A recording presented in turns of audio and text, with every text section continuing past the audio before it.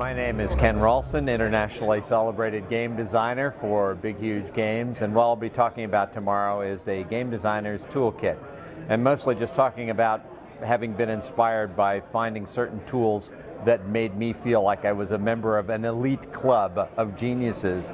I like to share whatever kind of little cheap tricks that I have, not so much to share the individual tricks, but to encourage other people to have their own special, totally insane tricks. First thing I'm concerned with is artifact presentation. For example, I remember playing a game called Jade Empire, and as I'm moving through the world, I'm reading objects that are the equivalent of a sign, and they're in, they're Arial text or something like that, totally a non-serif font, and they didn't look in any way Chinese or Japanese or anything like that, or Oriental. And it threw me out of the world. Whereas one of the things I like to do in my games is to be very conscious of the artifact quality of letters and notes, and to be able to see things. And doesn't particularly translate in our conversation here. A lot of my talk will be illustrated with things that when you see them, you know they come from a world. And if they comes in a computer style graphics thing, you know you're trapped in a computer world. That's just too small to excite me. A lot of it at the upper level is just having good graphics and having good interactive systems in the game. Computers are so bad, tactily speaking. You don't get any physical sense of the artifact world. You can at least move around and examine things though.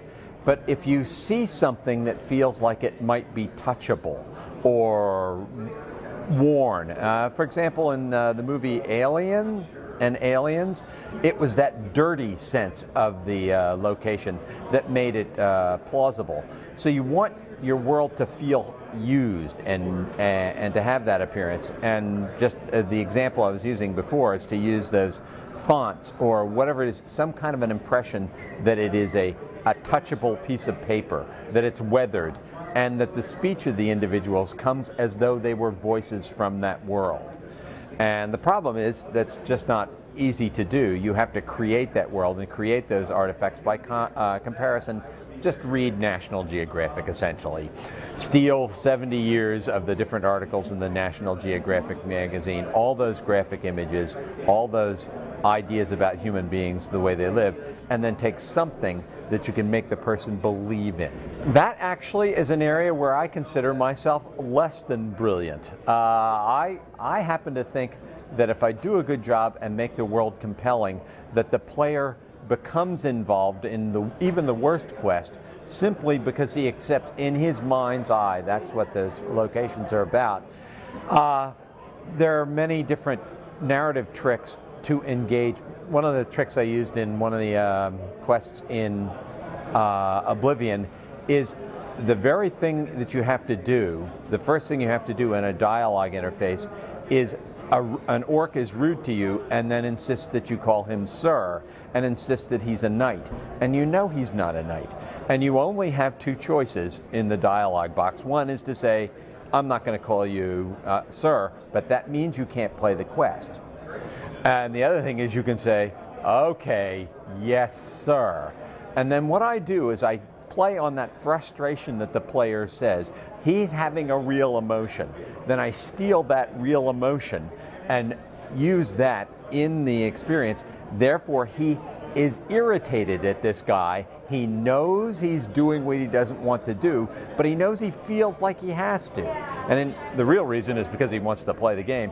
But emotionally speaking, that's a very similar thing. So finding an imaginative entry, some way to sneak past the player's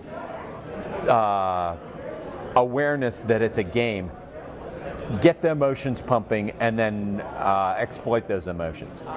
You can have 100 different plans, and then you have to test them on people and see if they work or not. That's the other thing. You have to tell if your jokes are working. You have to do it before a live audience. You have to test these things, and you test them to yourself, number one, if you're a good designer, you can run other human beings as software to a certain extent.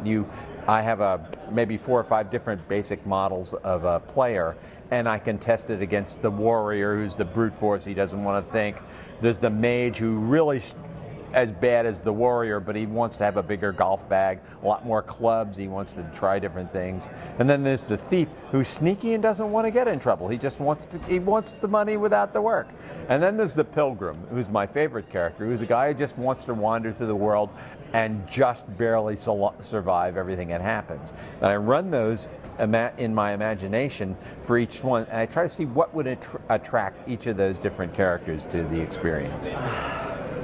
That's a good question. When do I know that the world has become immersive and successful?